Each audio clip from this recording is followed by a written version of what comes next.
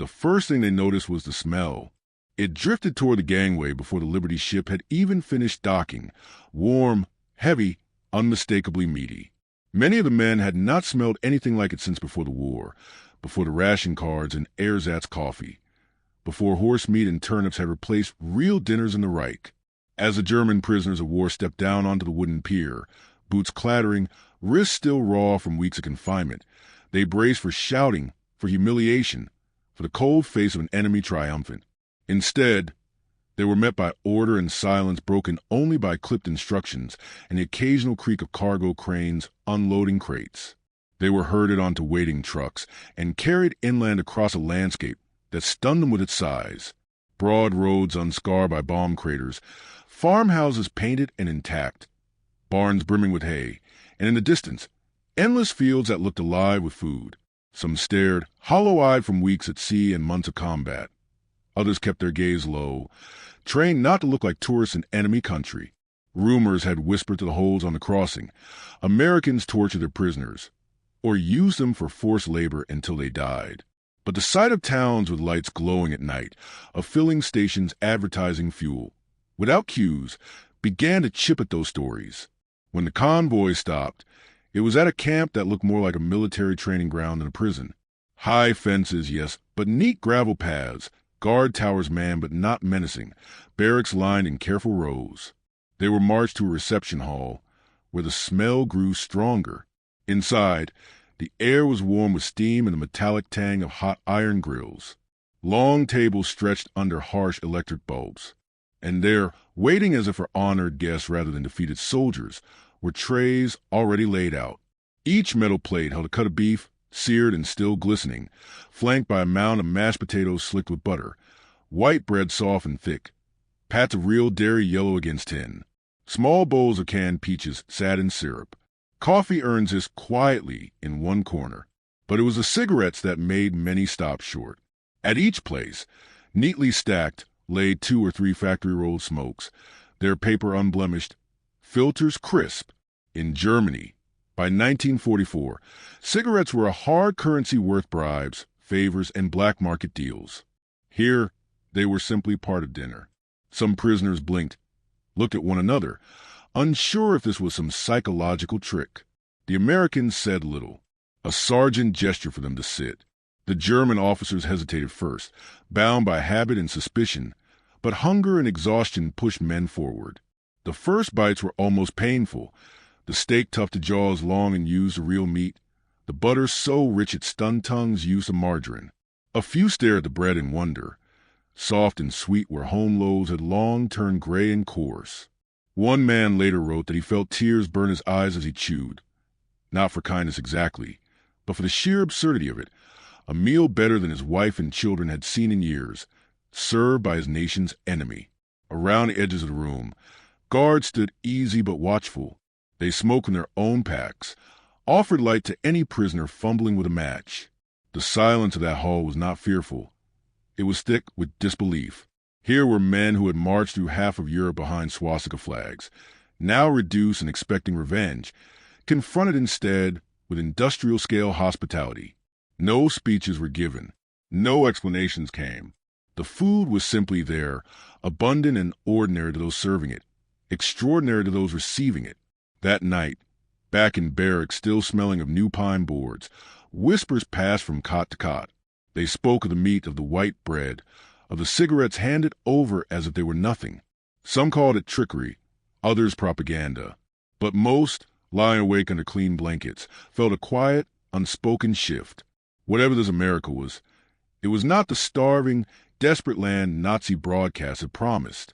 And if the first meal was any measure, captivity itself will be nothing like the brutal fates they had been taught to expect. For the first time since capture, some allowed themselves to unclench a little, if only enough to swallow another bite, and draw slow smoke from a cigarette freely given. They had come from every corner of a war that once promised them triumph. Some were sailors pulled from the Black Atlantic after their U-boats had been hunted for days by sonar pings and depth charges, their steel hulls cracked open like tin toys in the dark. Others were tank crews who had rolled across North Africa with Rommel, believing themselves invincible until the desert turned against them and Allied air power carved through their supply lines. A few were infantrymen swept up on the beaches of Sicily or taken in sudden pockets when the front collapsed faster than headquarters could issue orders. Each man's road to captivity was different, but the final miles felt eerily alike. For the sailors, the end began with silence. Hours of flooding compartments and shouted commands gave way to bobbing in cold seas under star shells, hands raised to the destroyers that loomed out of mist. American sailors threw down rope ladders and hauled them up with quiet efficiency. They were stripped of sidearms, watches, and notebooks, then handed blankets and coffee so hot and sweet it made some retch after weeks of rationed black brew. For tankers and infantry, the capture was dust and sun. British and American soldiers closed and with bayonets fixed, but often did not fire. Too many prisoners already clogged the wadis and ravines. Some Germans burned their code books or smashed the optics on their panzers before surrendering, gestures of defiance that meant little one's hands were bound and trucks loaded. Interrogation began almost immediately, brief, businesslike, and less brutal than most had feared. Officers tried to keep their men silent, but exhaustion spoke louder. Then came the long chain of transit. Field cages under open sky, bigger pens ringed with barbed wire, and eventually transferred to railheads guarded by troops who seemed alert but not cruel. The journey north through Africa or across occupied Italy was a blur of sunburn, thirst, and rumors. Men wondered if they would be shot, exchanged, or sent to frozen camps they had heard about in Russia. At ports like Oran, Casablanca, and Bizerta, the next shock awaited. Vast harbors thick with Allied shipping. There were so many vessels, freighters, warships, Liberty ships, that even hardened U-boat crews gawked. The prisoners were marched down gangways and into cavernous holds, past piles of canned food and machine parts stacked higher than any depot back home. On deck they glimpsed aircraft circling lazily, cranes swinging pallets of crates marked in English, and crewmen joking as they worked. War, here, felt less desperate and more engineered. Crossing the Atlantic took weeks. The prisoners were kept below when U-boat threat ran high, brought up for air when safe. Meals were plain but plentiful. Stews, bread, strong coffee. Some guards tried German phrases. Others said nothing, but none mistreated them. In the dark, men whispered of submarines waiting to rescue them or German surface raiders that might free the ship. Days passed and no help came. Slowly, the idea of returning home faded. They were going somewhere far beyond reach. When the ships finally slid into ports like Newport News, New York, and Boston, the scale of America struck like a physical force. Docks sprawled in endless lines. Warehouses towered. Rail yards thrummed with locomotives. Even before touching land, prisoners felt the weight of a country untouched by bombing, roaring with production. Then came the trains. Passenger coaches had been stripped to basics. Wooden seats, barred windows, guards at either end. They rolled for days through landscapes that hardly seemed at war. Green fields, factories humming, towns with lights glowing unshielded at night. Some prisoners stared hungrily at barns and silos, imagining them full. Others kept their eyes down, counting rails to pass the time. At small depots, Americans came to watch the trains pause. Farm families, children, workers on lunch breaks. They looked curious, but not hateful. Sometimes a soldier tossed candy through a window slit, and a guard would shout, but not strike. The contrast was jarring. Captured enemies moved deep into hostile territory, yet treated with matter-of-fact decency. By the time the train slowed at their destination, the men were hollowed out by fatigue, but also puzzled. They had crossed deserts and oceans, expecting vengeance and starvation. Instead, they had been ferried across half the world in organized comfort. As the doors opened and the smell of farmland or pine forest rolled in, they glimpsed neat rows of barracks and fences stretching across the horizon. The war, at least of them, had ended not in a gulag but in a strange, ordered captivity that already defied everything Berlin had promised. The voyage across the Atlantic was unlike anything they had known. For many, the sea itself was no stranger. They had hunted convoys in U-boats or served aboard supply ships, but never had they crossed it as cargo, sealed away in the dim holds of vessels they once tried to sink. The Liberty ship that carried them felt at first like a machine from another world. Its vast steel spaces smelled of oil and salt, and when the hatches closed overhead, the light turned to a dull glow, barely reaching the rows of bunks bolted to the walls. Each man was searched before boarding. Knives, insignia, anything sharp or symbolic disappeared into canvas bags. The guard were brisk but not savage. Once the last boots clanged onto the deck, the heavy doors sealed and the hum of engines began. Hours passed before the men found their sea legs. Some lay silent, staring upward at pipes slick with condensation. Others whispered, voices low but urgent, about what awaited them. The propaganda had been clear. America was decadent and soft but dangerous. Its people would humiliate prisoners, starve them, maybe parade them through streets. Some clung to that idea of American cruelty. It made defeat less unbearable. Others wondered aloud if they would be exchanged or left to rot far from home. Food came, surprisingly early and unexpectedly generous. 10 bowls of stew, soft bread, real coffee, hot, bitter, and strong enough to cut the damp chill of the hold. Sailors lowered buckets of water and bundles of extra blankets when the sea turned raw. At first, the Germans suspected a trick, yet no one was beaten for asking for more. The routine took shape. Meals, brief airings on deck when the ship's captain allowed, long hours listening to the churn of propeller and the heartbeat thrum of engines. Above, somewhere out of sight, the ocean war still raged. They felt it in sudden bursts, the ship changing course sharply, the hiss of depth-charge launchers on distant escorts, alarms that sent guards running but left prisoners locked below. Some prayed the Kriegsmarine might find them, but day after day, nothing came. Allied protection was thick, and the Liberty ship pushed forward through waves the color of hammered lead. Slowly, the idea of rescue faded. Nights were the worst. Darkness bred long murmurs about home. Some men fingered small hidden relics. Photographs, metal sewn into collars, that had escaped search. Others argued politics, whispering whether the Reich could really last. Rumors spread like smoke. America used forced labor to death. America gave warm clothes and paid wages. America shot escapees on sight.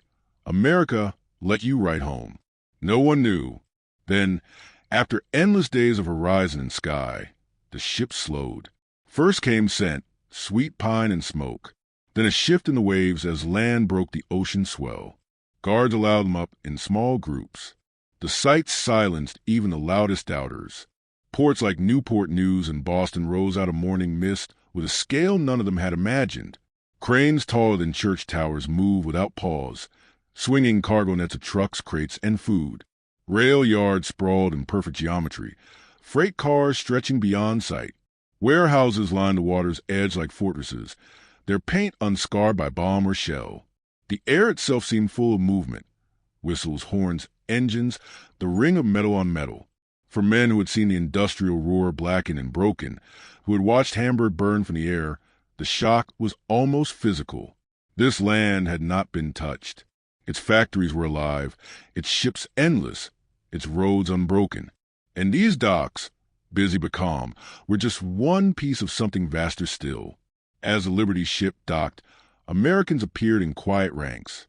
Military police with white helmets, dock workers in overalls, Red Cross volunteers with armbands. No jeering crowds, no beatings, only a steady machine of movement. Gangways dropped. Orders were short and clear. Prisoners filed down, boots clanging, chains gone now but guards close. Some smelled roasting coffee from canteens ashore. Others caught a whiff of warm bread. They had crossed into enemy hands and found not chaos or revenge, but an industrial calm more unsettling than hatred. This was power expressed not with shouting, but with abundance, precision, and confidence. As trucks lined up to take them inland, many felt something shift deep inside, a quiet recognition that the world they had been taught to fear might be larger and stronger than any story told back home. The unknown land had begun to reveal itself, and was already rewriting the meaning of defeat. When the trucks finally slowed and the gates swung open, the prisoners braced for humiliation. Instead, they were met by a strange, almost clinical order. The reception camp looked less like a place of punishment and more like a military depot built to handle men the way other facilities handled equipment. Long, low buildings stretched in rows, each marked with stenciled signs. White chalk arrows on the ground directed foot traffic. Guards stood at ease, rifles slung but not raised, as interpreters barked brief instructions in careful German. The first stop was a delousing shed. Each man stepped forward, handed over his remaining belongings, and was guided into steaming showers where water ran hot and plentiful. The shock of true heat after months of lukewarm field wash was nearly overwhelming. Soap, real soap that lathered thick, was passed down the line. Hair was inspected, lice powder applied with mechanical sprayers. They were issued towels, so clean they smelled faintly of starch. It felt strange and mechanical, but not cruel. Next came the medical line. Tables stacked with instruments gleamed under harsh lights. American medics worked briskly, checking pulse, eyes, teeth. Needles flashed as vaccines were given. Wounds were cleaned with fresh gauze that came from sealed packages, each sterile and new. For men who had seen German field hospitals ration bandages until they were gray with use, the abundance was jarring. Here, every cut and bruise merited clean dressing and antiseptic. One man muttered that his last dressing in Africa had been washed in a canteen and tied with bootlaces. Now he was wrapped as if for surgery. After the exam, each prisoner moved to a counter where uniforms waited. Not rags, not cast-offs, serviceable cotton work clothes in standardized sizes, stamped PW in black, but otherwise whole and warm. Boots were checked and replaced if worn through. Socks came new, still creased from packaging. Even underwear was issued without fuss. Many could not remember the last time they'd been handed clothing without ration stamps or endless paperwork. Then came the mess hall. Its size alone was astonishing. Long stainless counters, trays stacked high, and behind them a kitchen that sounded like a factory. Mixers whirring, ovens clanging open and shut, the air rich with cooked meat and yeast bread. Each man was handed a tray, metal, heavy, practical, and moved down the line. There was no counting of ounces, no grim ladles of thin soup. Instead, there were measured servings that felt generous. Stew dense with beef and vegetables, potatoes, bread as white and soft as cake, a pat of butter wrapped in foil, an apple, coffee poured until cups overflowed. Even dessert appeared, canned fruit swimming in syrup, sweet and shocking on tongues used to scarcity. For German soldiers raised on military efficiency, the sight was paradoxical. Everything precisely organized, yet abundant beyond reason. Calories calculated to maintain health, not merely to keep men alive. They learned later that the U.S. Army Quartermaster Corps designed prisoner rations to match its own troops' needs, both for pragmatic health reasons and to comply with Geneva rules. But in that first meal the message landed without explanation. This enemy could feed you well, because it could feed everyone well. At the far end of the hall, a table stood with things many had not seen in years. Cigarettes in neat stacks, sugar packets, salt, pepper. Men hesitated, unsure if they were allowed to take them. A guard waved them on with a bored flick of the hand. Some stuffed pockets. Some lit nervously, coughing on real tobacco after months of straw and ersatz blends. When the meal ended, each man filed out with a stamped card. Name, number, medical status. They were assigned barracks with cots, mattresses stuffed firm, and 2 wool blankets apiece. A single light bulb glowed overhead, and in one corner a pot-belly stove radiated dry heat. To those used to damp dugouts and flea-ridden billets, it felt almost luxurious. Lying there that first night, full for the first time in months, men whispered about what they'd seen. Endless soap, endless bandages, food as if war had never touched the land. Some said it was a ruse, meant to soften and manipulate. But others felt a quieter, more unsettling realization. This was simply how the Americans operated. They planned, they produced, they distributed. Even for enemies. Especially for enemies. In Berlin, officials had boasted of a new order destined to outlast democracies. Yet here, far from the ruins of the Reich, order took another shape. One rooted not in fear, but in resources and systems that worked. Each blanket, each calorie, each cigarette was part of a network so vast it made their old certainties feel small. The war had ended for them, but its meaning was shifting, one hot meal and clean shirt at a time. The first morning in the interior came with a surprise of stillness. After weeks of ocean and rail, the world outside the train window looked impossibly wide. Instead of bombed towns or bleak stone compounds, there were fields rolling to the horizon, long furrows of corn and wheat, windmills turning lazily, farmhouses painted white. Then, almost hidden among the crops, fences appeared, tall and neat, topped with barbed wire but standing straight and quiet, not jagged and desperate like the prisoners had imagined. Beyond them lay an entire grid of buildings, so organized it looked drawn with a ruler. The convoy passed through a wide gate where an American flag moved in the prairie wind. Guards watched from towers but did not shout. Trucks bumped slowly over gravel roads, past rows of long, low barracks painted dull brown to blend with the fields. There were water towers, mess halls with big chimneys, even a chapel with a simple steeple. The prisoners looked for signs of hardship, mud, garbage, overcrowding, but saw order everywhere. When they disembarked, the air smelled of cut hay and sun-warmed timber. A water truck rumbled by. Another hauled firewood. Lines of electrical poles ran like unbroken stitches across the camp, feeding wires to every roof. At night, they would discover these poles glowed with steady light. Many had not seen electricity burn freely since leaving their homes, where blackout curtains and bomb alerts had turned nights into shadows. The barracks were spare, but astonishingly intact. Each held 2 long rows of bunks with clean mattresses, blankets folded at the foot, windows with screens open to let in the breeze. Coal stoves sat in the center aisle, flanked by piles of fuel. Some men laughed softly at the sight. Their field shelters in Russia or Africa had been half-dug holes covered with canvas, wet and crawling with vermin. Here, the roofs didn't leak. Water ran from real taps in communal washrooms. Toilets flushed with mechanical sigh. Showers hissed with hot and cold valves clearly labeled in English and German. A few men tested the handles twice, unable to believe the warmth would last. In wartime Germany, soap and water were rationed. Here they seemed inexhaustible. Outside, the scale of the camp became clearer.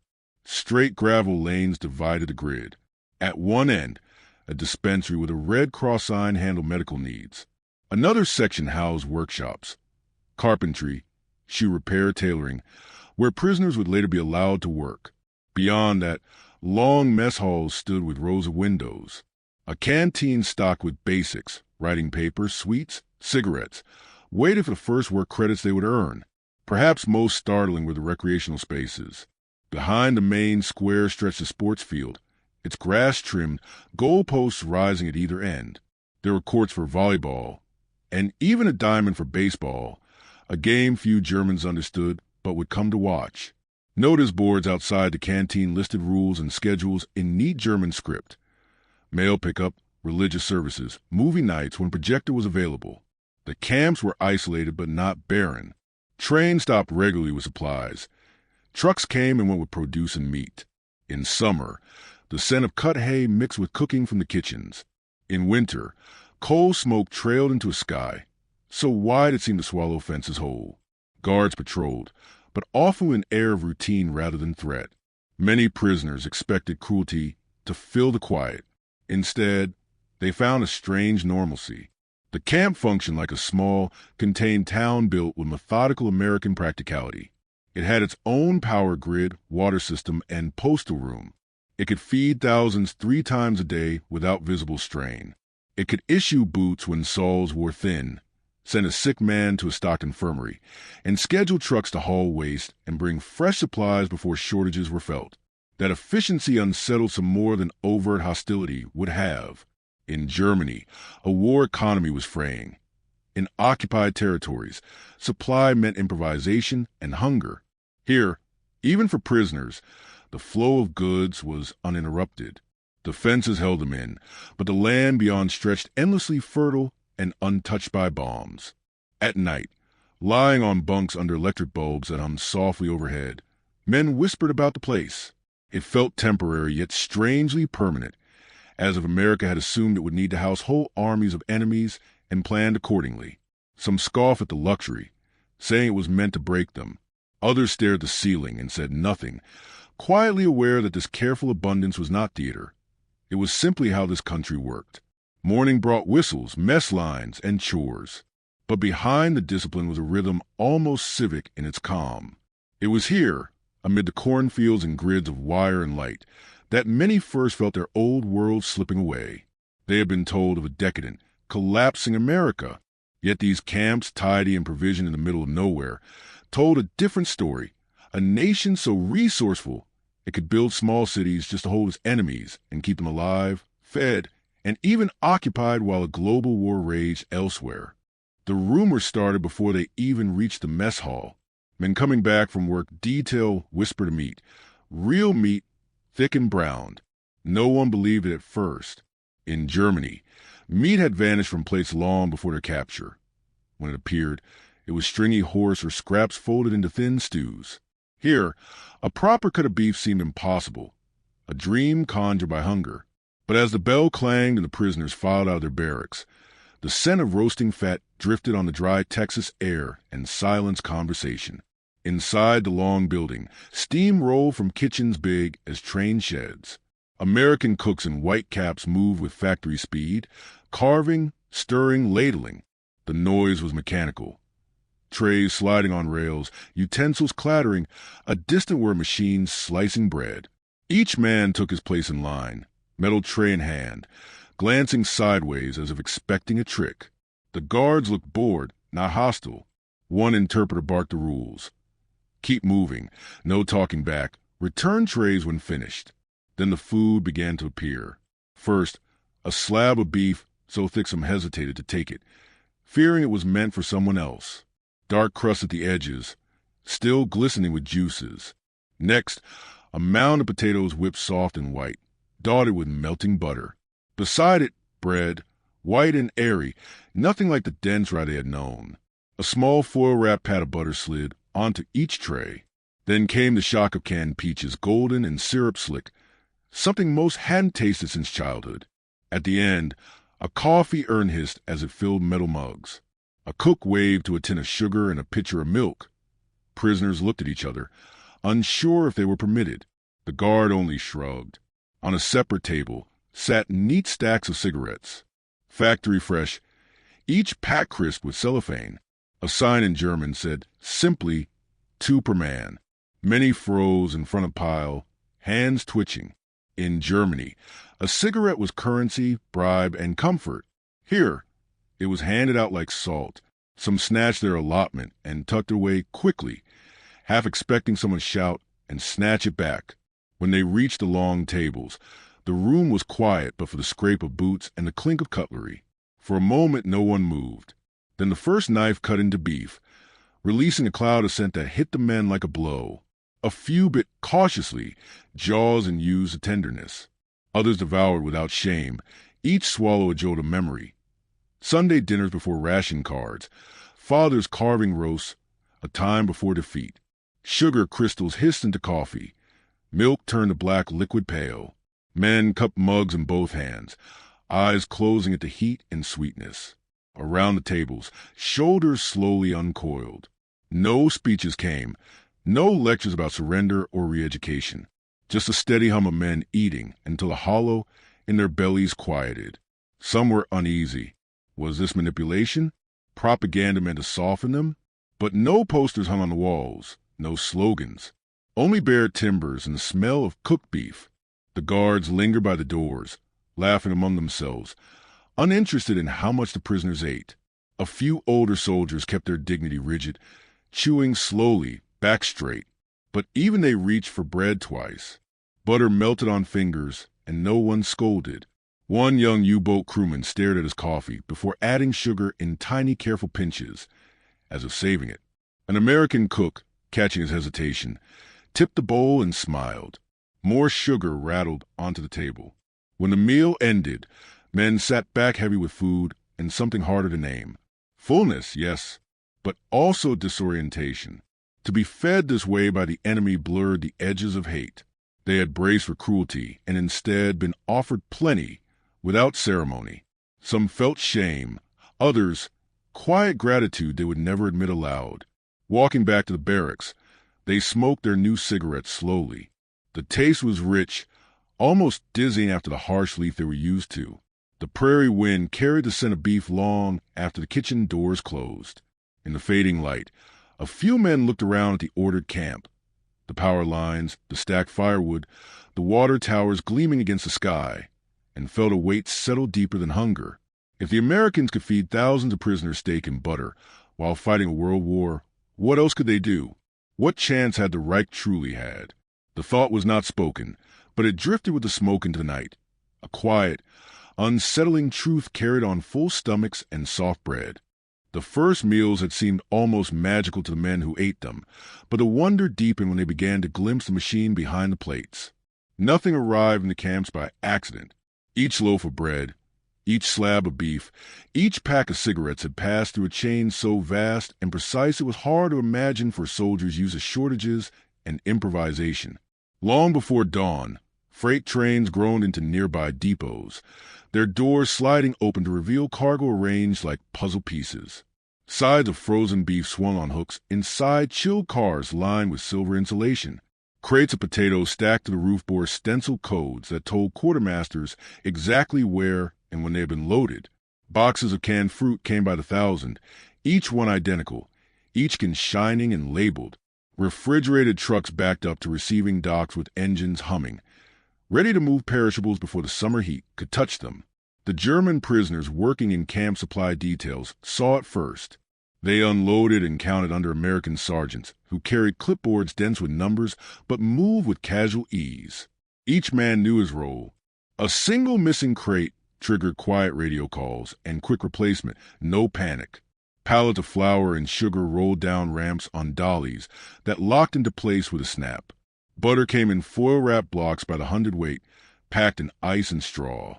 Everything bore a marker system. Lot numbers, packing dates, destinations stenciled in black. Even cigarettes, so precious at home, arrived as part of a routine flow. Wooden cases branded with familiar American logos slid from boxcars to storerooms. Inside were cartons sealed crisp, all exactly the same. No substitutes, no scraping together scraps. Guards treated them like any other supply, handing them to canteens or distributing rations without ceremony. For men who had spent months bartering for a single smoke, the sheer normalcy of it was almost more shocking than generosity. Over time, prisoners learned that this abundance was a product of a vast system called the Quartermaster Corps.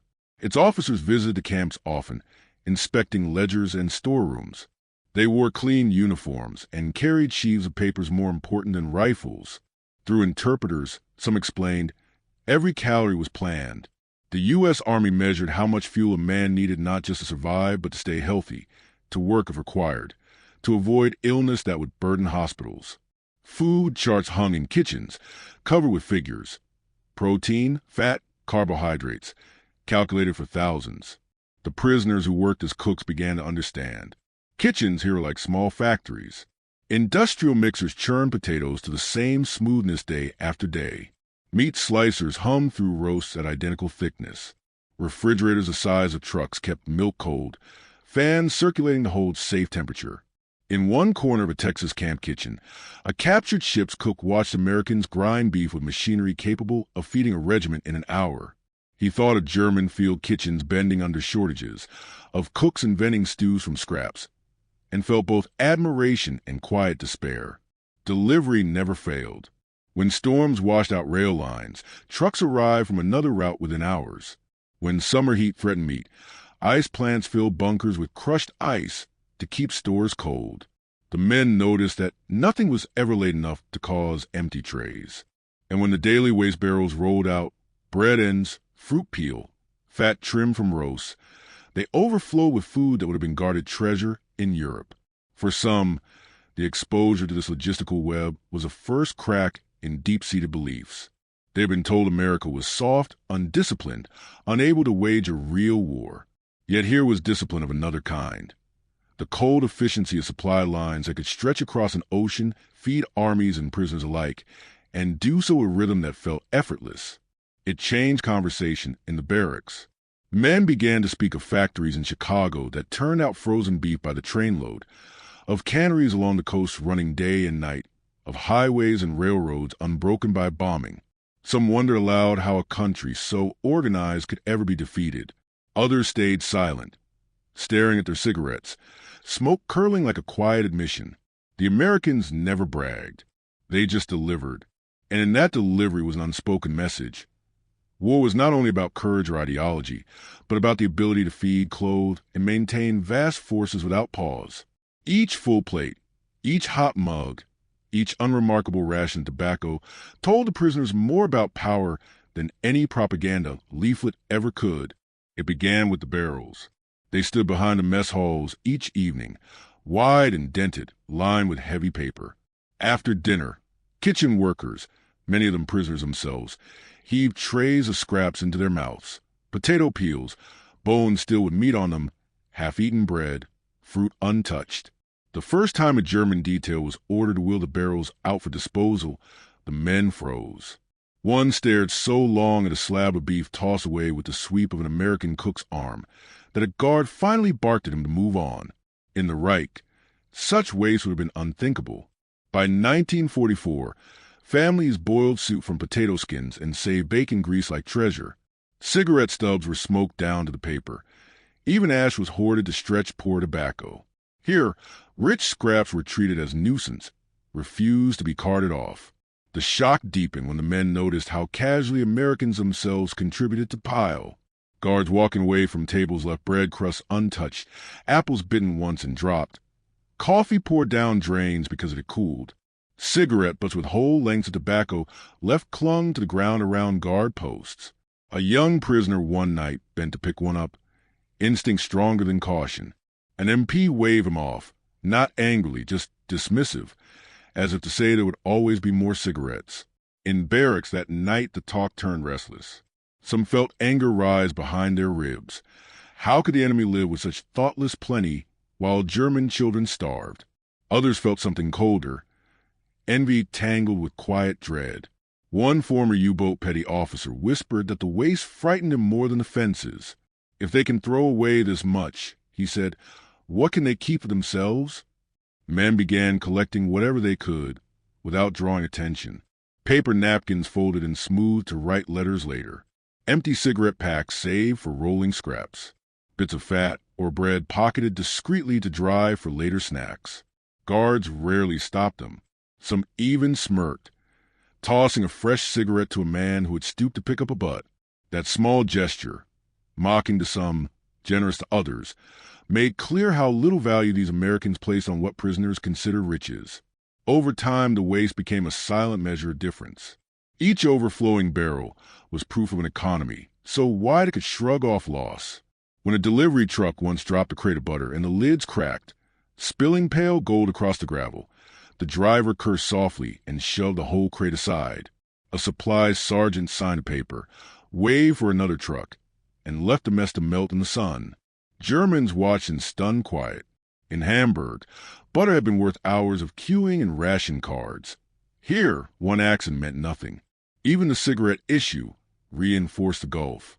Twice a week, cartons arrived and packs were passed out with mechanical routine.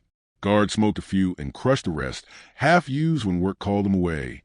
Prisoners kept every, but soon they noticed even abundance couldn't keep pace with need. Not because Americans lacked supply, but because demand among prisoners was so desperate. Some traded bread for tobacco. Others hoarded their allowance like savings. Still, the steady flow never stopped. Always more cartons, more free smokes, enough that guards could be careless. This careless plenty unsettled their moral world. The Reich had drilled thrift and sacrifice as proof of strength. Mothers mended socks until they vanished. Fathers stood in line for coal. Yet here was an enemy whose carelessness came not from weakness, but from sheer capacity. To watch food wasted and cigarettes flicked away was to feel the weight of an industrial war machine not straining, but humming. It also changed the prisoners themselves. Some began to see new lessons in plenty. Efficiency that made waste tolerable because supply lines were unbreakable. Others turned inward, mourning a Germany that had promised power, but could not even feed its soldiers. A few felt guilt, eating well, working safely, while families at home tightened belts and coughed in bomb flats. Letters home were censored, but many still tried to describe what they saw, knowing the truth might sound like fantasy. Asterisk, we are fed like workers. We have meat, sugar, tobacco. They throw away what we have not seen in years. Asterisk. On quiet evenings, men sat outside barracks watching camp lights glow over the wire and smelling kitchen refuse burn or rot beyond the perimeter. The waste did not make them grateful. It made them aware. Power here is not loud. It lay in trains that kept coming, in storerooms always full, in the casual tossing aside of what Europe had bled for. Some swore never forget the sight of those barrels. The simplest, sharpest lesson in captivity. America could afford to waste what the Reich could not even provide. It began with glances more than words. At first, the wire was a silent boundary, watched from both sides with the wariness of men who had only known one another as enemies. The American guards leaned on rifles, boots planted in prairie dust, eyes hidden under the brim of campaign hats. The German prisoners walked the interior paths in twos and threes, faces turned away, learning the camp's rhythm. But days turned to weeks, and the stillness began to shift. The first sounds to cross were ordinary and unplanned. A guard whistled while checking the fence line. A prisoner recognized a tune, a snatch of music once played on a gramophone in his father's shop. Another time, a kitchen worker called out in halting English for more potatoes. An American cook tossed a sack over the fence, laughing at the startled catch. Laughter, quick, surprised, took some of the edge off. Then came language itself, fragile at first. A few prisoners knew bits of English from school or shipping jobs before the war. They tried words with the younger guards, mostly farm boys from Iowa, Nebraska, Kansas. Apfel? One asked, holding up a piece of fruit from a mess. Apple, the guard corrected, smiling faintly, and repeated it until the prisoner could mimic the sound. Another guard, whose grandparents had spoken German at home, tried his rusty phrases back. Guten Morgen, awkward but enough to make the men behind the wire grin.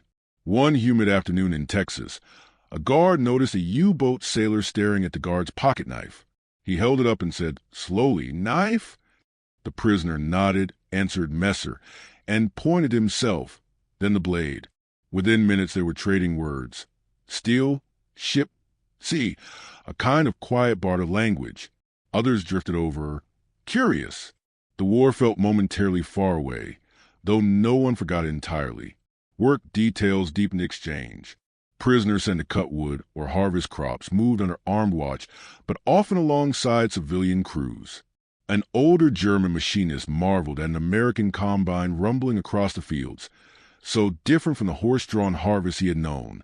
An Iowa guard explained how it worked, sketching in the dirt with a stick. Another time, a group of tank gunners was set to repair camp fences. One noticed the American's tractor was sputtering and, with a few gestures, helped adjust the carburetor. The engine smooth. The guard tipped his cap in thanks. These moments spread quietly. They weren't sanctioned lectures or official propaganda. They happened because boredom, proximity, and shared work wore down silence. In the evenings, some guards leaned on posts while prisoners gathered just inside the wire. Talk ranged from weather to crops to music. Americans described snowdrifts in Iowa, cornfields stretching forever, dances in town halls. Germans spoke of the Baltic coast, of shipyards in Kiel, of quiet northern ports before the war.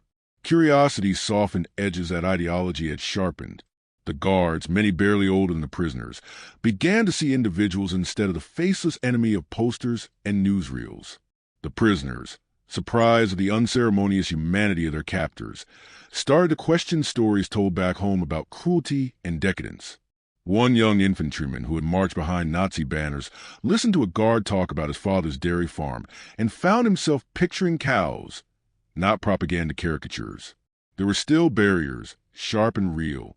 The fences remained. The war was not over, and escape attempts brought swift punishment.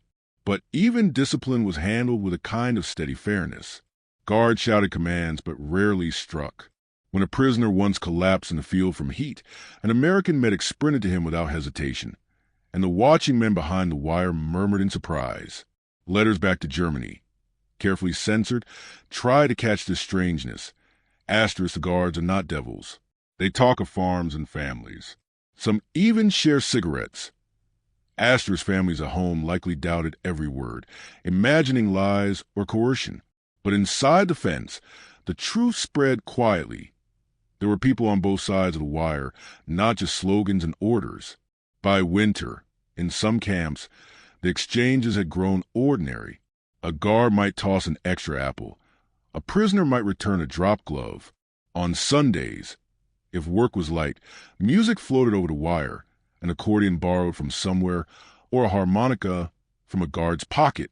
Once, when snow fell unexpectedly across the Texas plain, prisoners and guards alike stood silent to watch flakes drift in the strange, wide sky, and someone on the American side laughed and said something about Christmas. The word needed no translation. These small, unrecorded talks did not erase the war. They didn't free anyone or undo loss, but they chipped away at the walls built by fear and propaganda. In those brief crossings of language and gesture, men discovered they could recognize one another as human. Farm boys and sailors, each with mothers, brothers, and homes far away. It was a quiet education, and it worked slowly, meal by meal, word by word, until the idea of absolute enmity no longer fit the faces across the wire. It started with lists on a notice board, names, work details, departure times. At first, the prisoners studied them with suspicion. Labor for the enemy. What trap lay behind that offer? Yet the rules were clear and simple. Men could volunteer for outside work crews. In return, they would be paid not in dollars, but in camp coupons redeemable at the canteen. Refusal brought no beating, only long empty days behind wire. Many, restless and hungry for a purpose, put their names down. Before dawn, trucks waited at the gates. Guards checked rosters and counted heads with practice calm.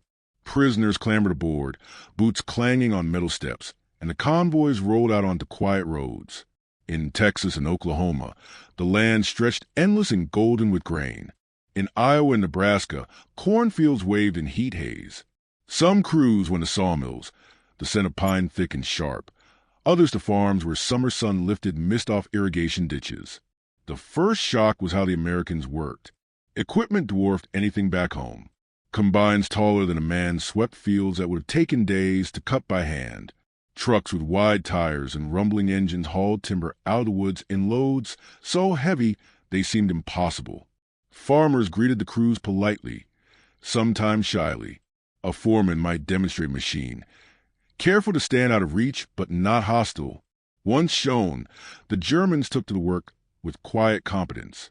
Many had been farmers and craftsmen themselves. Lunch came packed in heavy boxes, sandwiches layered thick with meat, fruit, even chocolate bars wrapped in silver foil. A jug of sweet tea or coffee was always near. No one rationed sugar. The men ate under shade trees or against a mill wall, astonished that enemy civilians would feed them so well.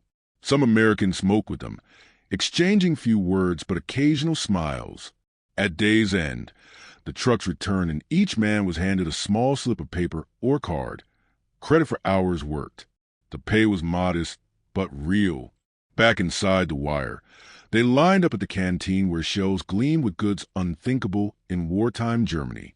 Cigarettes by the pack, chocolate bars, tins of sardines, jam, writing paper, fountain pens, even postcards printed with American scenery. Barns under wide skies, city skylines untouched by war. The first purchases were almost frantic. Tobacco led the list. Men craved the luxury of a full pack they could smoke without scavenging. Candy followed close behind, hard mints, chocolate, gum. Some bought soap, thick bars that smelled of pine or lavender. Others stocked writing supplies and spent long evenings shaping careful letters home, knowing censors would read, but hoping some truth might slip through. Asterisk, I am healthy. We work and are paid. We eat well. Asterisk. Over time, the shopping became ritual. Crews returning dusty and tired would linger at the canteen window, considering what small treat to bring back to the barracks. A tin of sardines could turn supper into a feast. A new deck of cards meant another night of games. The coupons were a strange currency, valuable but safe. No one could steal or hoard beyond the next payday. The system had a quiet effect. Men used to command and confiscation felt, for once, a trace of agency. Work was still compelled by circumstance, but it was not slave labor. Hours were counted, safety kept within reason, and payment always came. Some prisoners admitted to a surprising satisfaction in the labor itself. It filled the long days, dulled homesickness, and gave purpose where there had been only waiting. Stories spread of farmers who nodded thanks, of sawmill foremen who let the Germans rest when heat grew brutal. There were rare moments of kindness. A cold soda passed through a fence, a shared cigarette at lunch. These gestures confused men who had expected hatred. They also deepened the sense that the world was larger than the propaganda that had brought them here. At night, the barracks smelled of sweat and wood chips, but also of chocolate and new tobacco. Men wrote postcards, their German script looping carefully over images of strange, peaceful towns. They bartered sweets and smokes, laughed at language mishaps, and for a few hours forgot defeat. Some tucked away the coupons themselves as souvenirs, proof that a captured man could still earn something by his own hands. Work outside the wire did not erase captivity or longing for home, but it chipped at despair. It showed an enemy confident enough to give responsibility and payment, a land rich enough to spare goods for those that had fought. And it taught practical lessons. How abundance moved from field to store, how wages bought choice, how dignity could survive even behind fences if a system allowed it. These were lessons many would carry home when the war ended, quiet and personal but enduring. It came first in fragments, carried on the wind of rumor rather than official bulletins. A new group of captives would arrive, gaunt, sunburned, still stunned from battle, and in their pockets or on their tongues rode bits of news. Names of cities, dates of battles, the movement of whole fronts. Normandy, Cannes, Warsaw, to men who had been sealed inside America's heartland for months. The words were electric and frightening. Around camp tables, talk gathered in low tones after evening roll call. Someone swore Paris had fallen. Another said Hamburg was burning night after night under Allied bombs. One infantryman from a fresh transport whispered that the Red Army was deep inside Poland, closer to the odor than anyone dared believe. Most chilling were the muttered updates about the Atlantic. U-boat packs thinning, their bases smashed. Sailors who had once bragged of their wolf packs now stared at the floor when asked. With every rumor came an uneasy silence. These men were surrounded by an enemy who lived as if the war were a far-off inconvenience rather than an existential fight. Each morning still brought steady trains of food and cigarettes. Each night the camp lights burned bright, not dim for fear of bombers. Meanwhile, letters from home, few and heavily censored, hinted at shortages and fear. A mother wrote only of potatoes and prayer. A brother said the factory was gone, but did not say why. Entire towns vanished from correspondence. Names struck through by the censors carried their own grim message. Prisoners compared these scraps with what they saw around them. Electric pumps filling water towers, storerooms overflowing with meat, guards smoking 2 cigarettes and tossing the rest. They could not reconcile the images. One former Panzer gunner shook his head over dinner, pushing untouched bread into his pocket. "We thought we fought to protect a powerful fatherland," he murmured. "But here, this is power." D-Day reached them not as a broadcast, but as a change in mood. American guards smiled more that week, spoke faster among themselves, radios crackling in offices near the wire. Soon the prisoners pieced together enough. Thousands of Allied troops had landed in France. The great fortress wall was breached. Some refused to believe it until fresh prisoners arrived from Normandy fighting, faces gray with defeat, confirming the stories in broken phrases. Those new arrivals were the true messengers. They brought not just headlines, but the scent of ruin. Smoke ground into their clothes, hunger hollowing their cheeks. They spoke of cities without power, of food lines stretching for hours, of sirens that never stopped. One told of Dresden, though none yet knew how bad it would be. He simply said entire streets were gone, neighbors vanished. The contrast cut deep. Here in camp, dinner lines moved smoothly, milk chilled in steel vats, movie nights flickered across whitewashed walls. The prisoners were warm, clean, and fed, while their families lived under skies black with bombers. Some men went quiet after such tales, staring into their coffee until it cooled. Others grew angry, swearing at their luck and at the leaders who had promised invincibility. Guards rarely spoke of the war, but their posture told enough. They were confident, busy but not afraid. Supply trucks rolled in with more abundance than ever. Camp canteens stocked new goods. candy brands, magazines, fresh packs of cigarettes. The very ease of life behind the wire mocked the Reich's struggle. At night, letters home took on a heavier tone. Many wrote cautiously, knowing censors read each line. But between the sentences, a new understanding bled through. Asterisk, I'm alive. I eat well, but our cities suffer. I do not know what is left. Asterisk, some stopped writing altogether, unable to bridge the gulf between this orderly captivity and the chaos that home had become. For younger soldiers, especially those who had marched behind swastika banners full of faith, the news was a quiet unmaking. The Reich they had fought for was shrinking, its steel cracked, its cities aflame. Yet the enemy, once painted as decadent, stood unbroken, capable of feeding captive steak and sugar while invading on 3 fronts. That realization was more crushing than any guard's rifle.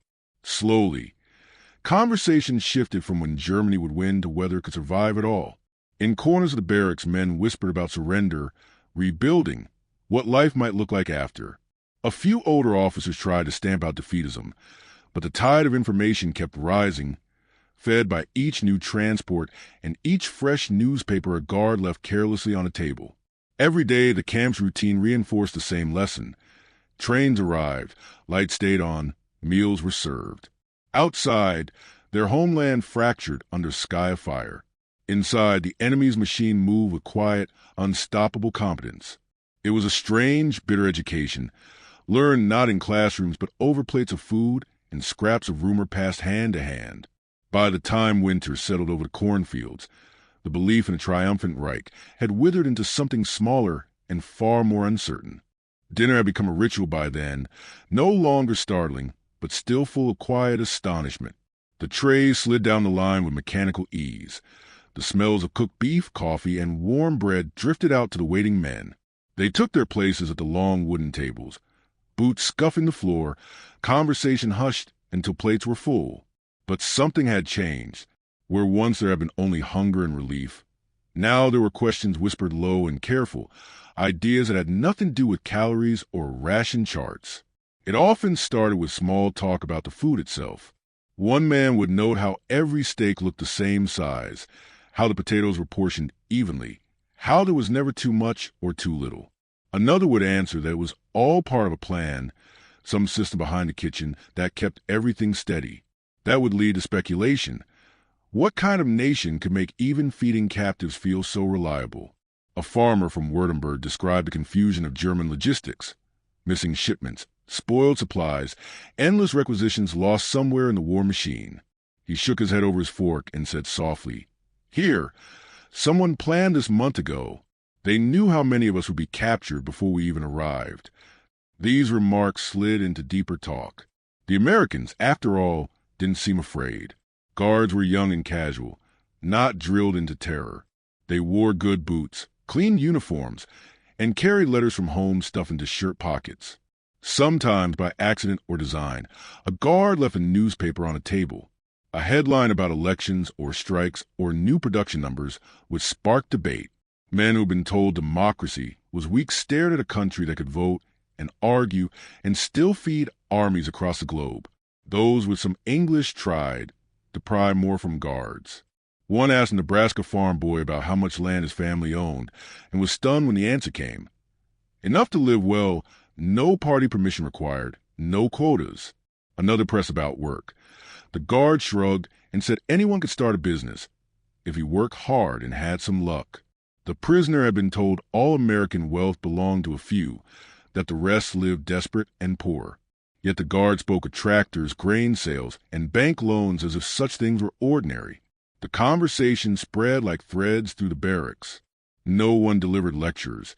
It was more the slow friction of comparison. A machinist from Bremen, once devoted to the Reich's industrial propaganda, described the camp's kitchen machines. Mixers, slicers, refrigeration bigger than anything in his factory. If this was decadence, it was a decadence that worked. Others talked about wages for farm work, coupons exchanged for cigarettes and chocolate. Even as prisoners we have choice, one said quietly. How many choices do our people have now? Yet the dialogue was tangled with pride and guilt. Some officers resisted it fiercely, warning that talk of American success was treason.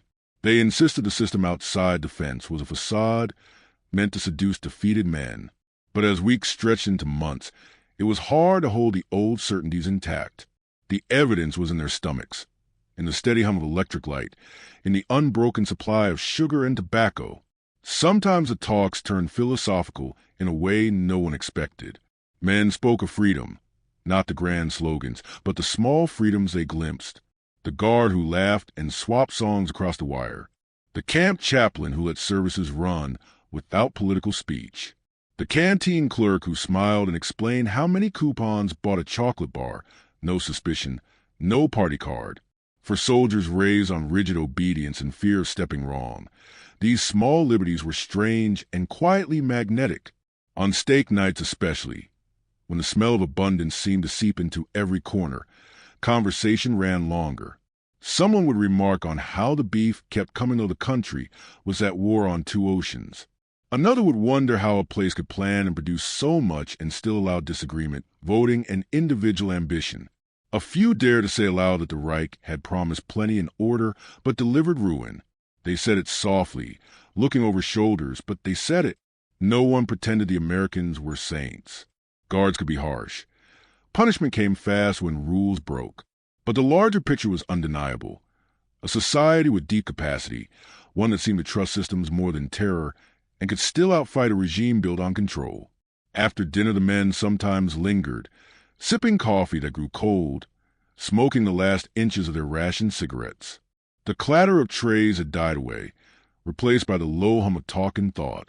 Ideas that had once been unshakable began to loosen. They were still captives, still longing for home, but something had shifted. The walls of belief built by years of propaganda had hairline cracks now, widened not by speeches or leaflets, but by full plates and ordinary conversation. In the end, a quiet, unplanned re-education was happening meal by meal, under the steady lights of a camp that functioned like a small, abundant town. Sunday evenings often ended with the scraping of benches and the quiet rustle of paper. Men would line up at the camp office to draw their weekly allotment of stationery. Thin sheets, stamped with the red block letters of the censor and a space for the prisoner's number. The room smelled of ink and dust and something faintly sweet from the canteen next door. Guards handed out pencils, dull but serviceable, and watched with an air of routine as the prisoners settled on the long tables. This was the hardest work some of them faced. How could a man explain a world his family would not believe existed? He sat with his name at the top of the page and thought of home, blacked out streets, thin soup on cold stoves, nights broken by sirens. Then he looked up and saw the electric bulbs humming steadily, felt the fullness of supper in his stomach, the taste of sugar still on his tongue. The gap between those two worlds was too wide for ink. Most started with safe lines. I am alive. I am healthy. They wrote of weather and good health, of longing for home, of working on farms or in workshops. They dared to mention food only cautiously. Some said simply we are fed. Others risked a little more. Meals are good. A few bolder ones added details. Bread white and soft, meat once or twice a week, sometimes even fruit. But every word was weighed. They knew censors read and struck out anything deemed dangerous or demoralizing. And even if the letter passed, what would their wives or parents think? The image of the enemy was of cruelty and starvation. To speak of abundance might sound like betrayal or delusion. One former U-boat engineer spent hours staring at a half-finished letter, erasing and rewriting the same line. We have enough to eat. At last he crossed it out and wrote only, I am well treated. He imagined his father frowning over the kitchen table, wondering if the Americans had forced him to write lies. Another man tried to describe the first steak he'd eaten in years, but stopped midway, realizing how obscene it might sound to a wife scraping rations to feed children. He closed with, I am strong. Do not worry. Even the paper itself betrayed captivity. Each page bore stamps and signatures. Lines could vanish under a censor-stick brushstroke. Whole paragraphs replaced by black bars.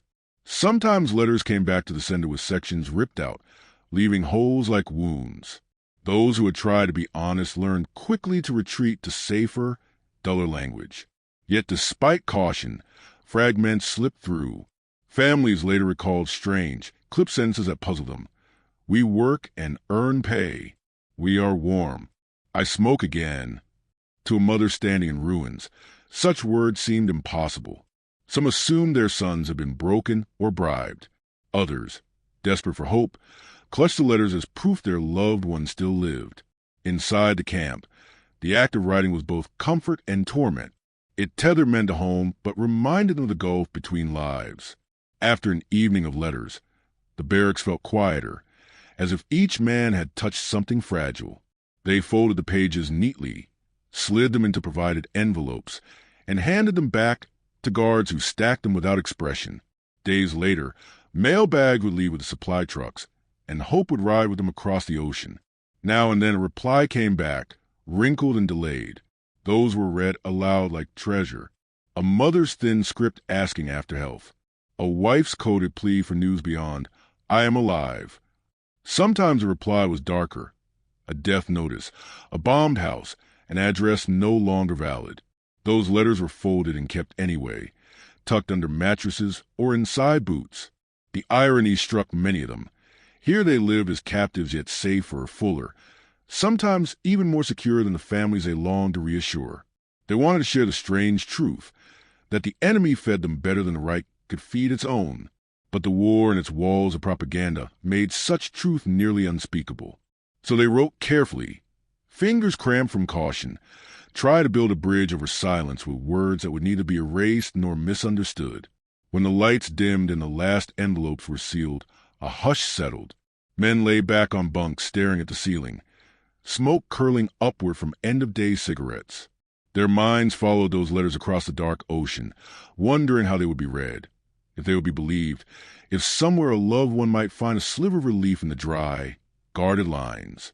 It was the only way to reach home, and yet it could never truly carry what needed to be said. The bewilderment of defeat, the strange mercy of the captor, and the uneasy comfort of plenty in a world where home meant want. The news came first as a low hum carried on spring air. Radios somewhere beyond the wire crackled with voices too quick for most of the prisoners to catch, but the tone was unmistakable, urgent, triumphant, alive. Guards who usually moved with quiet efficiency slowed to listen, gathering near the administrative huts. Then came the unmistakable sounds. Car horns in the distance, a far-off cheer rolling like a wave from the nearest town. Someone near the fence whispered, "Krieg zu Ende," and the words spread from bunk to bunk before anyone dared confirm them. Within hours it was clear. The war in Europe was finished. Germany had surrendered.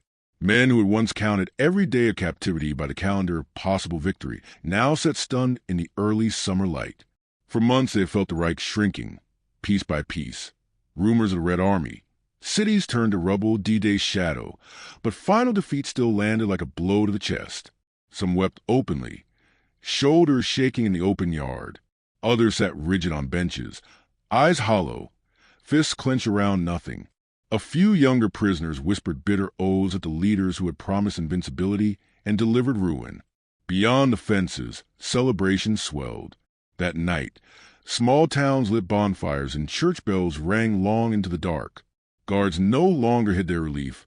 Some laughed, clapped each other on the back, or danced to scratchy records. Trucks roared past the perimeter with headlights on full beam, horns blaring. The prisoners watched silently, safe but apart, as an enemy nation rejoiced. What surprised many was not the victory itself. They had sensed it coming, but the atmosphere around them. They had expected hatred, gloating, maybe even violence once surrender was official. Instead, the Americans carried on with a strange, easy dignity. There were no jeering parades through town, no beatings, no hunger suddenly imposed. Rations stayed the same, mail still left and arrived, work details continued as before. The great machine that had fed and clothed them for months did not falter or turn cruel with triumph.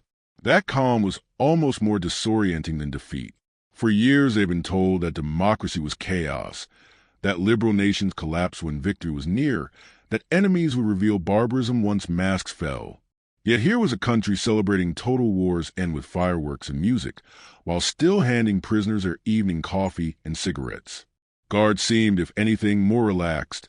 Some even paused to speak kindly, asking after health or pointing to newspaper headlines and saying "finished" with a smile that was not mocking.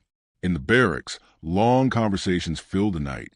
Men tried to make sense of a world flipped inside out. The Reich had demanded sacrifice, obedience, and faith in destiny. It had promised a new order built on power. And here they were, living among victors who had won with factories, planning, and a kind of quiet tolerance even toward enemies. "They don't even need to hate us to win," one former artillery officer said softly, staring at the wooden ceiling. "They just work and feed and build, and they win." Some felt deep relief that the fighting was done. They thought of homes spared further bombing, of sons and brothers who might live now that surrender had come. Others felt only loss. A war fought for years suddenly stripped of meaning. There was guilt, too, heavy and private, to be alive, well-fed, perhaps even stronger than before, while family at home might be sifting through rubble. Yet beneath grief and confusion ran an undeniable shift. The picture of America painted by party radio. The decadent, starving, racially divided land, no longer fit. The men had seen too much. The ordered camps, the endless trains, the wealth of food, the calm way victory had been claimed. Even those who would never forgive or forget felt the ground of old belief crumble. In the days that followed, the camp routine steadied everyone's hands. Breakfast lines formed, work crews rolled out, mail was sorted. But everything felt altered. Defeat was final and could no longer be disguised, yet safety remained. And with it came a new and unsettling thought. Perhaps survival now meant learning from what had been witnessed here. At night, some prisoners lay awake and listened to the distant music of American towns still celebrating. Others smoked in silence under electric lights that never flickered, marveling again at that quiet, unbroken power. They were captives of a nation they had been taught to scorn, and yet that nation's strength, its strange generosity, its calm after conquest, had undone much of the hatred drilled into them. The war's end had left them unmoored, but it had also cracked open a door. On the other side might be a different future, one shaped less by slogans and fear, and more by the practical abundance they had lived inside the wire. For now, they sat in that uneasy in-between, defeated, safe, and slowly aware that the enemy they once imagined had never truly existed. The departure orders came without ceremony, posted on the same boards that had once listed work crews and meal schedules. Men gathered around to read their names, fingers tracing the neat typewritten lists. After years of captivity, the moment was strangely muted. There were no shouts of joy, only long, thoughtful silences. The war was over, and now the victors would send them home. Yet home had become an uncertain word. Trains came first, clattering across the wide American plains toward the coasts. The journey reversed the one that had brought them here, but felt utterly different. They were no longer terrified prisoners guarded at gunpoint, but processed men with papers, paid chits, and a strange sense of safety.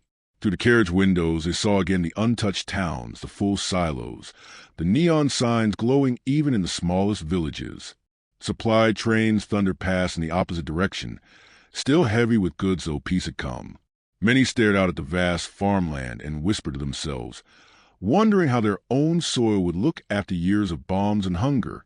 At the docks, ships waited with black hulls and white numbers stenciled on their bows. Liberty ships again, but this time they carried them east. Before boarding, each man passed through a final processing line. Medical checks, vaccinations, fresh clothing if needed, and a last meal as if to prove the system would not falter even at goodbye. They were issued parcels for the voyage, tins of meat, hard candy, soap, sometimes even a small bottle of Coca-Cola or a pack of American cigarettes. It felt both generous and deliberate, a final gesture that said, "Remember what you saw." The voyage itself was quiet. Men leaned against railings, eyes on the horizon, minds somewhere between two worlds. Some played cards, smoked, or swapped memories of camp life. The steak dinners, the sugar bowls, the work days in wide fields. Others wrote letters they would carry in their pockets until they found families again. They were free but subdued, knowing they were sailing toward a country shattered in ways they could not fully picture. As the ships neared Europe, the contrast sharpened. Harbors once proud were now skeletons of twisted metal. Docks where they disembarked were choked with rubble and scavengers. Cities rose in jagged outlines of brick and ash. The air smelled of coal dust and burnt wood. Streets were silent except for the shuffle of thin, watchful crowds. It was a homecoming heavy with grief. Nothing resembled the sturdy abundance they had left behind in America's heartland. And yet, inside each man something had changed. They had seen a different kind of strength.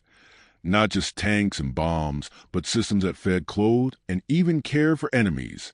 They had witnessed a society where trains ran on time without fear, where goods moved without secret police or party ration cards, where disagreement in elections somehow coexisted with overwhelming industrial power. The lessons were private but profound. Some would speak of it openly, many would not. Pride and shame made the words difficult. But the memory of steady lights and full mess halls lingered. Men who had worked on American farms carried back new ideas about machinery, crop rotation, and efficiency. Those who had helped in kitchens or sawmills had seen how supply could be organized and waste managed. Even the smallest encounters, earning coupons, buying what they chose, trading politely with guards, left impressions about dignity and individual initiative that no lecture could erase. There was also the memory of unexpected humanity. The enemy had fed them, paid them, treated wounds, tolerated small liberties. For soldiers taught that mercy was weakness, this quiet decency was unsettling but unforgettable. It did not erase bitterness or the pain of defeat, but it planted doubt about old hatreds and opened space for different ways of living. When they stepped back onto German soil, many kept these understandings silent, especially under the watch of new occupying powers. But they acted on them in small ways, running workshops with better order, treating workers fairly, embracing tools and methods they had first seen in captivity. Some helped rebuild bridges and railroads with an eye for the reliability they had admired. Others became merchants, machinists, teachers, carrying with them glimpses of a world where planning and fairness could create plenty. Even in families torn by war, small shifts happened. A former prisoner might show his children how to save but not hoard, how to plan but not fear loss. He might describe the taste of his first real meal in America not as humiliation, but as revelation. That prosperity could be built, that war was not the only way to prove strength. The journey back was filled with sorrow and uncertainty, but under it ran a quiet current of new perspective. They had been sent to war believing they fought a decadent enemy. They returned knowing that enemy's secret was not decadence, but competence joined to a measure of mercy. In time, as Germany rebuilt, those who walked through American camps carried small, unspoken seeds of that knowledge into workshops, fields, and homes. On the day the ships landed, there were no parades for them, only gray docks and wind off a ruined harbor. Yet in pockets and hearts they carried invisible cargo, the memory of steady light, full plates, and a system that refused to starve even its foes. It would not save them from grief, but it would shape the way they faced the new world waiting beyond the ruins.